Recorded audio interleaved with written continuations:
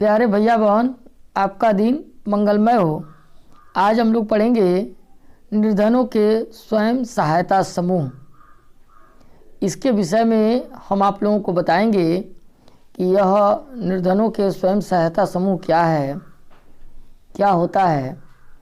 देखिए, पिछले वीडियो में हम लोगों ने पढ़ा है कि निर्धन परिवार ऋण के लिए आज भी औपचारिक स्रोत पर निर्भर नहीं है। उसको अनौपचारिक स्रोत ही सबसे ज़्यादा कारगर है। ऐसा क्यों है? भारत के सभी ग्रामीण क्षेत्रों में बैंक मौजूद नहीं है।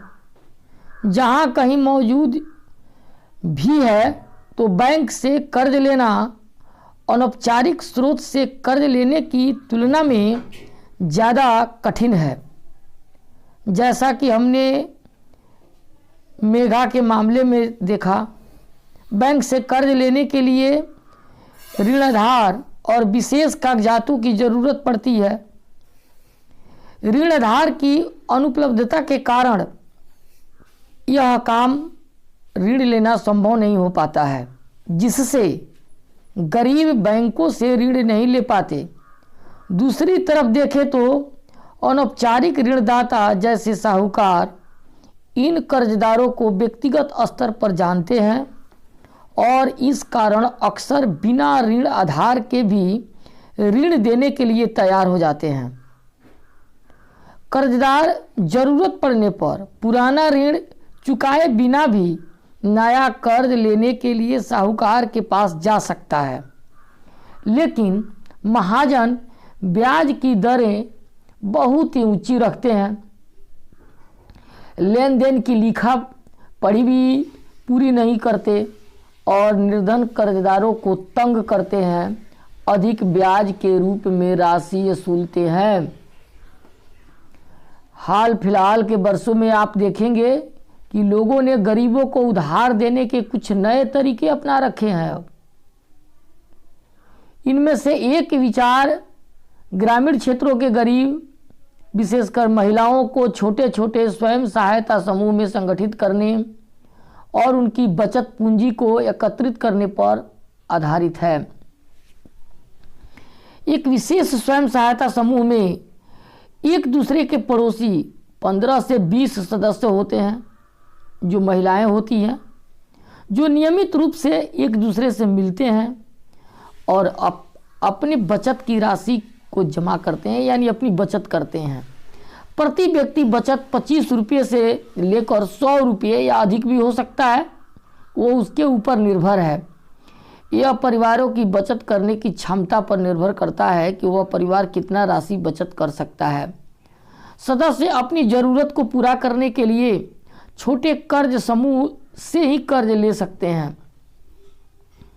समूह इन कर्जों पर ब्याज लेता है, लेकिन यह साहूकार द्वारा लिए जाने वाले ब्याज से कम होता है। 1 या 2 वर्षों के बाद अगर स्वयं नियमित रूप से बचत करता है तो समूह बैंक से ऋण लेने के योग्य हो जाता है।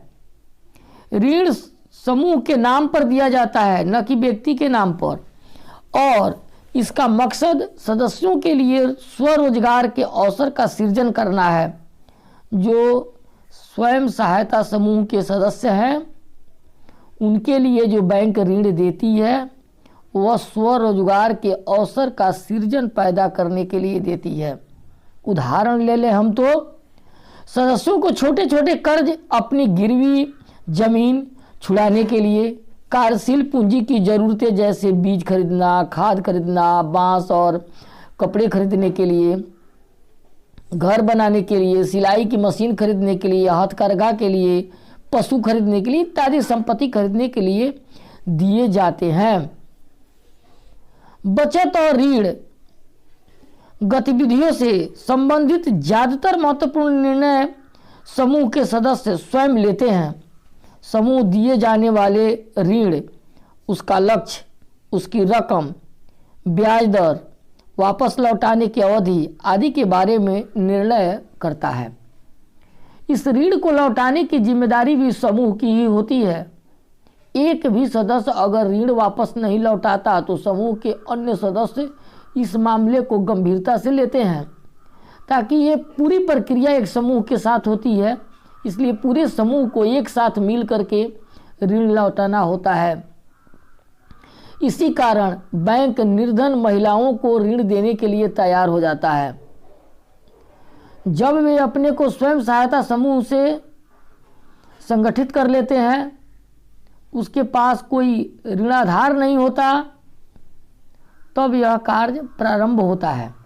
इस तरह स्वयं सहायता समूह कर्जदारों को ऋण आधार की कमी की समस्या से उबारने में मदद करता है।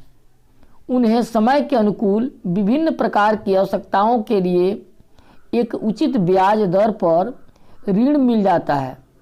जिसके अलावा यह समूह ग्रामीण क्षेत्रों के गरीबों को संगठित करने में मदद करते हैं।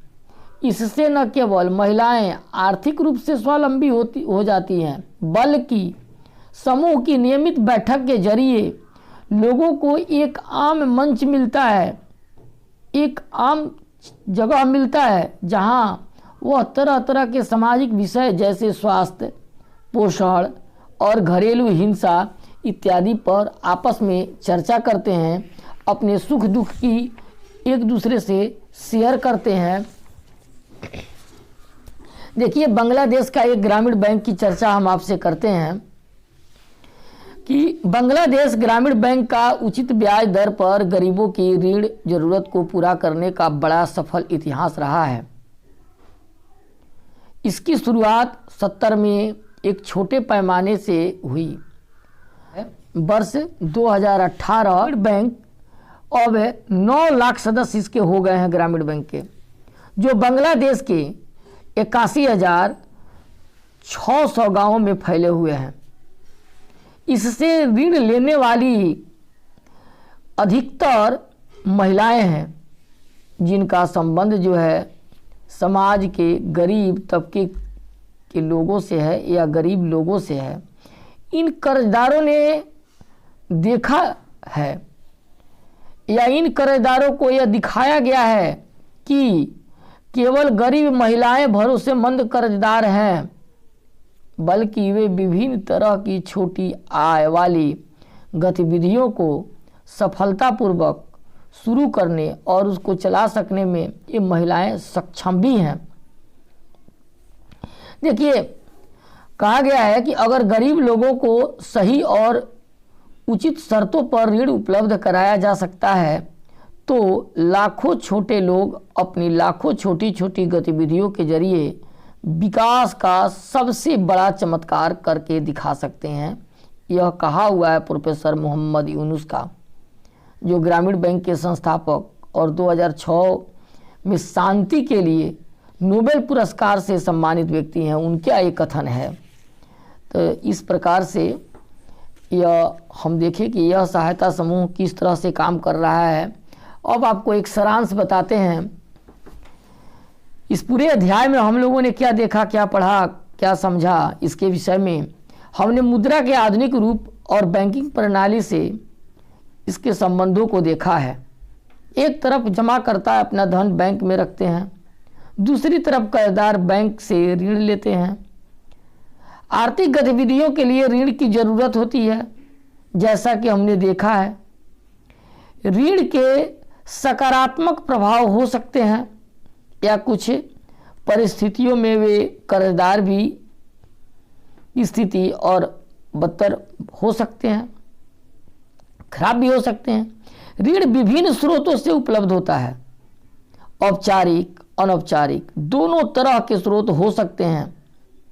औपचारिक और अनौपचारिक ऋणदाताओं में ऋण की शर्तों में बहुत ज़्यादा फर्क हो सकता है।